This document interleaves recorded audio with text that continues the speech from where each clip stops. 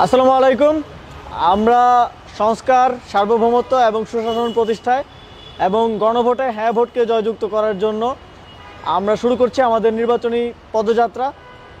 আমাদের এই নির্বাচনী পদযাত্রা চট্টগ্রাম থেকে শুরু হবে এবং সারা দেশ ঘুরে আবার নারায়ণগঞ্জ থেকে ঢাকায় এসে শেষ হবে। আমরা 11 দিন ব্যাপী নির্বাচনী পদযাত্রায় বের হচ্ছি।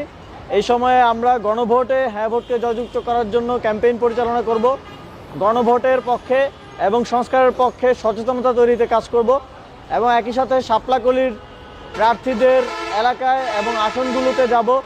তাদেরকে সাথে নিয়ে আমরা জনগণের কাছে আমাদের ইশতেহার, আমাদের তরুণদের চোখে, নতুন চোখে বাংলাদেশকে আমরা কিভাবে সামনের দিনে দেখতে চাই সেই কথাগুলো নিয়ে আমরা আসছি আপনাদের কাছে।